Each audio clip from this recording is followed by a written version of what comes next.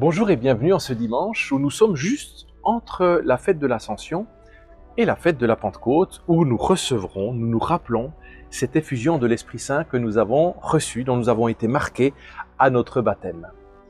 Vous avez aperçu en introduction quelques images de notre magnifique château de Porrentruy. Et si j'ai tenu aujourd'hui, en ce dimanche qui est juste entre deux grandes fêtes, à vous montrer quelques images d'un château, de ses pierres, de cet édifice imposant, c'est pour vous dire qu'un château, voilà, en général, ça peut abriter un roi.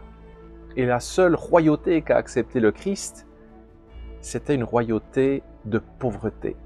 La seule couronne qu'il a acceptée, c'était une couronne d'épines. Les apôtres vont se souvenir de ces images-là. Ils vont se souvenir de cette pauvreté, de se sentir délaissés. Dans la première lecture tirée des actes des apôtres de ce dimanche, il est question que les apôtres, après avoir vu Jésus partant aux cieux, vont revenir à Jérusalem, mais vont passer, et c'est une mention importante, par le mont des Oliviers. Vous savez, ce mont des Oliviers, où c'était dans le fond la dernière nuit de Jésus. C'était là où Jésus a prié le Père. C'était là où il a demandé à ses apôtres, à ses disciples, de prier avec lui, de rester éveillés. Et en fait, ils se sont tous endormis. Est-ce que ce petit pèlerinage, cette petite halte qu'ils font au mont des Oliviers, c'est peut-être pour se souvenir que nous sommes faillibles, se souvenir de nos échecs, pour ensuite continuer la route. Et ils vont continuer la route pour se retrouver en communauté, avec notamment Marie, la mère de Jésus, et ainsi que d'autres apôtres et d'autres femmes, pour prier, pour méditer, et pour déjà attendre ces nouvelles, ces indications, cette reconnexion avec le Christ qui vient de s'en aller aux cieux.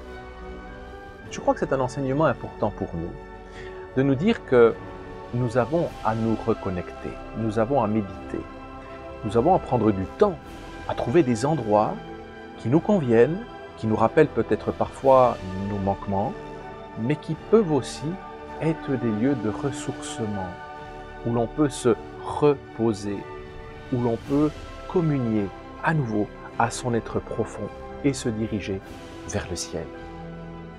Dans la deuxième lecture, Saint Pierre nous rappelle également cette dimension, et je vous en ai parlé la semaine dernière, de témoigner, d'être fidèle jusqu'à la communion de la douleur du Christ, du rejet, le risque de souffrir.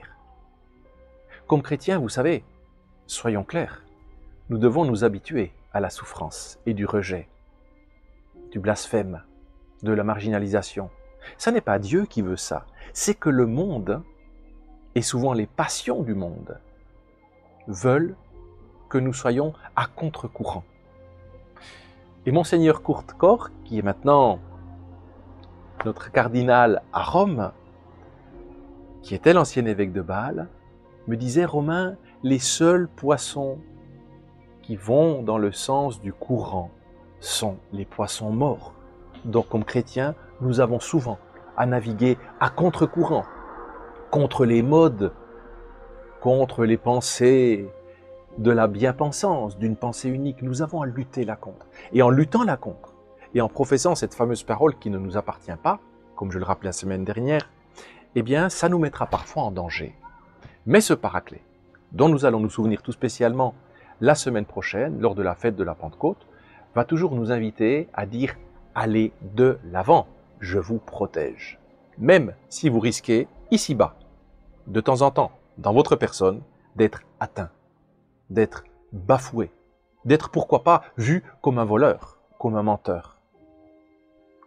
Dans l'Évangile, Saint Jean fait une magnifique ode entre Jésus et Dieu. Jésus, avant de quitter ce monde, va, on peut dire, faire un bilan et dire: Seigneur, j'ai essayé de te glorifier. Et je sais que toi aussi, tu m'as glorifié dans ce que j'ai vécu. C'est extraordinaire.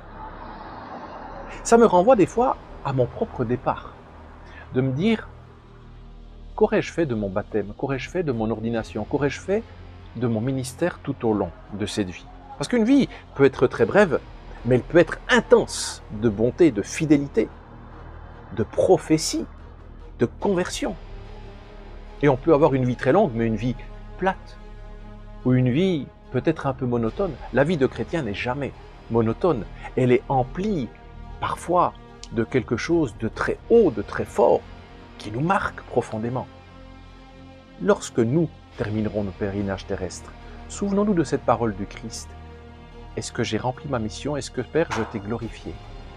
Est-ce que j'ai respecté ta parole? Est-ce que j'ai été à la hauteur de tes attentes? C'est le petit mot que je vous laisse aujourd'hui.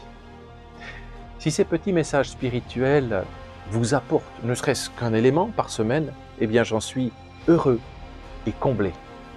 Vous pouvez bien sûr partager ce message, vous pouvez vous abonner à ces messages en cliquant simplement sur ma photo qui apparaît juste en ce moment-là, et vous pouvez recevoir ainsi des notifications chaque semaine lorsque la nouvelle vidéo est publiée.